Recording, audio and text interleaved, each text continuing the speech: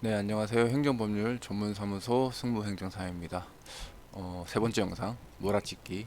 지금 네 번째 영상이죠. 근데 농구까지 해서 세 번째 영상을 지금 찍고 있는데, 업무적으로는 세 번째고, 학교 폭력을 많이 해요. 하면서도, 조금, 뭐랄까요? 가슴이 아파요. 왜냐면, 결국은 우리 자녀들이 뭐 가해 학생이든 피해 학생이든 뭐 상처를 받는 부분이죠.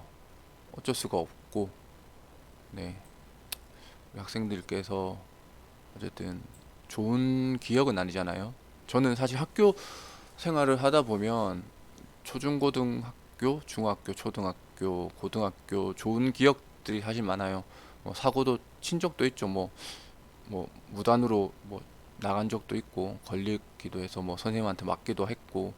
근데 그때는 사실 맞고 나면 되는 거고 선생님한테 한번 혼나고 끝날 수 있는 문제, 뭐 친구들하고 다툼도 하긴 했었죠. 근데 그때는 뭐 악의적으로 괴롭히거나 그런 것들은 아니었고 진짜 뭐 서열 싸움 뭐 표현하자면 뭐 그 정도 수준에서 한 번 정도 싸우고 나면 또 뭐 또 친하게 지냈고 그랬는데, 지금은 이제 그런 거보다는 집단 괴롭힘이나 학교 폭력 뭐 이걸로 인해 자살하는 친구들, 뭐 그런 부분이 너무 많은 것 같아요. 아무튼 저도 이제 뭐 심리학 석사가 있고 저희 동기 선생님들 중에서 이제 교육대학원에서 수업하시는 심리학 동기 선생님들, 학교 교직원이죠.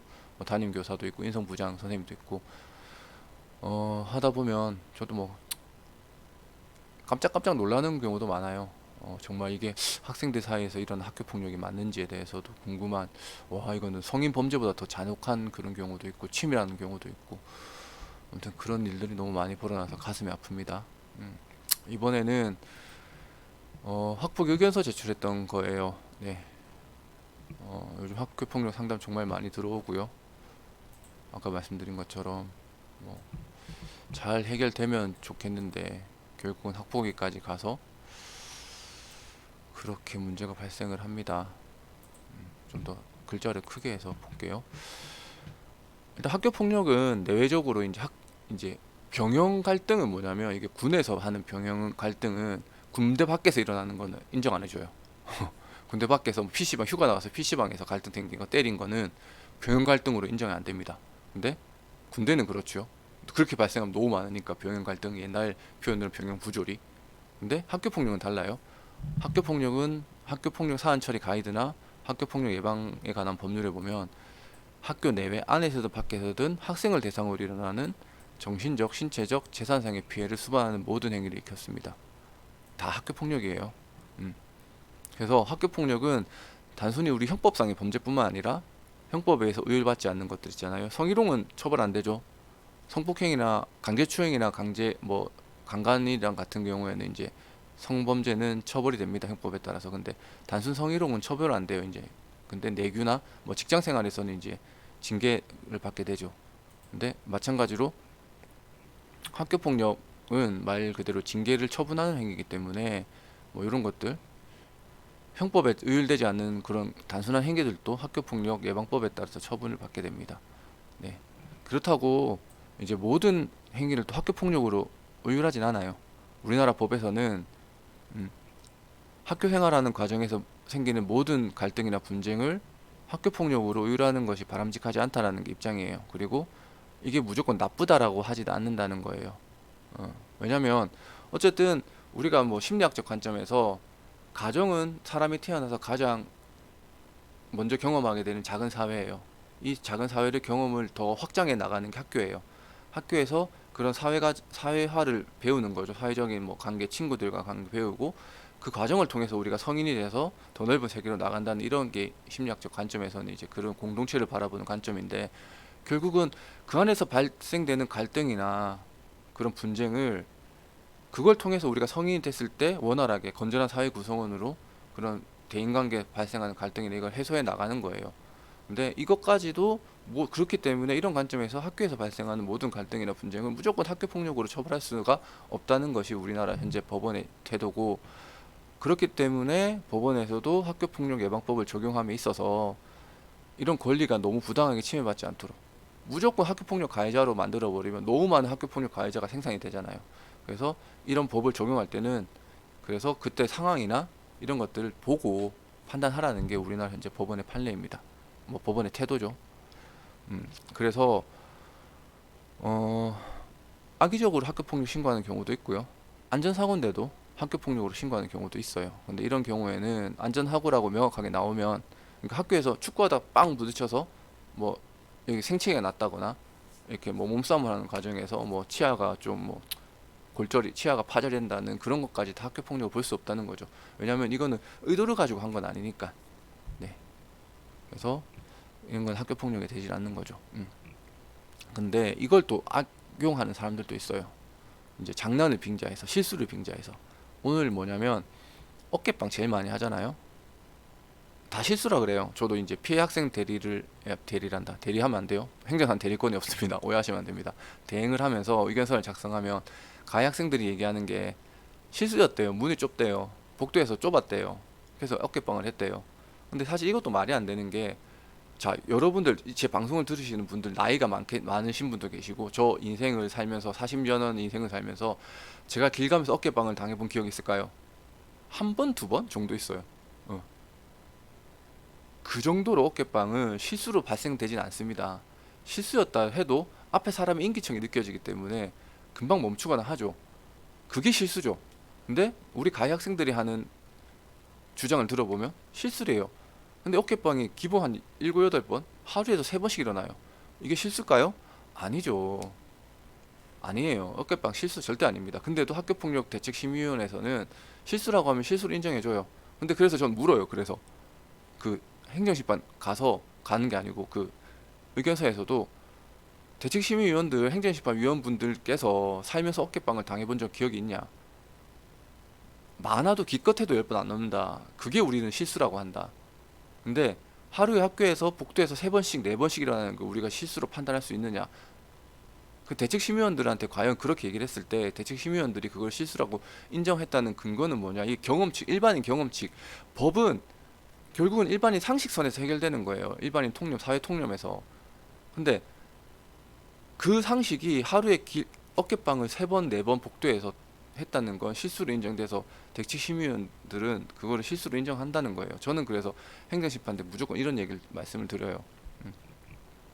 이게 좀 흥분했는데 뭐 태권도 대련 장난한다고 애를 때린 거예요. 막 장난이었대요. 근데 치아가 막 흔들려요. 이런 상황인데, 예, 장난이라는 이유로 그냥 서면사가 처분한 거예요.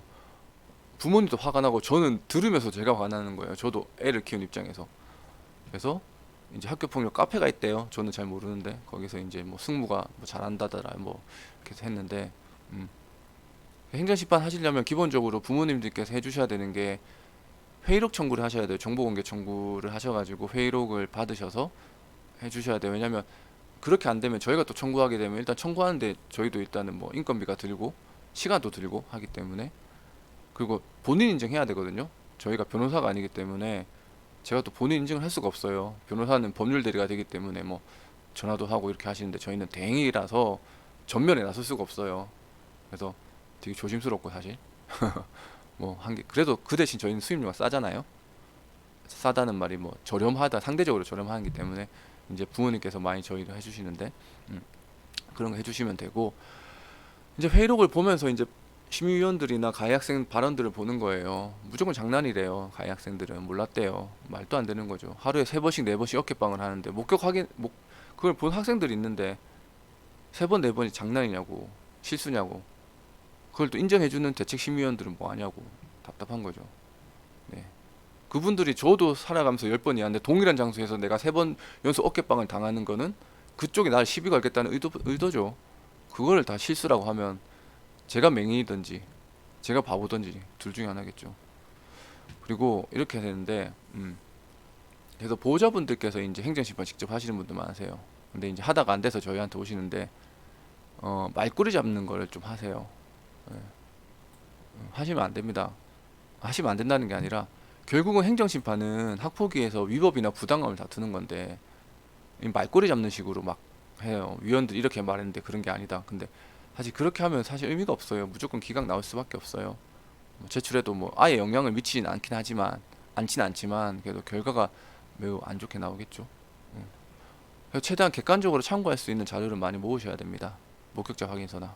그래서 저는 이번에 이 사안에서는 치아가 흔들릴 정도로 때린 사안이면 과연 이게 이제 저는 이제 인허가를 의료기기 인허가를 하다 보니까 주변에 이제 변호사 그 의사 선생님들이나 치과 의사 선생님들이 많으세요. 그래서 자문료를 그냥 싸게 해서 받아와요. 의료 자문을 받아요.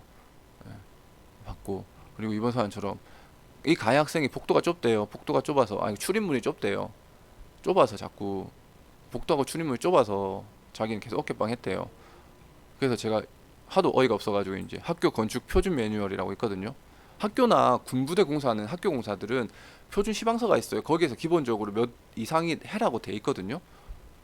그거 하고 그리고 우리나라 평균 청소년 어깨 넓이 평균을 또 제가 받았어요. 그 이제 국가기관 통계청인가 거기 보면 있거든요. 제 사이트 기억이 안 나는데 거기에 가면 진짜 우리나라 연도별로 이때 나이 또래 30대는 어깨 넓이 얼마, 40대는 어깨 넓이 얼마 평균을 구해요.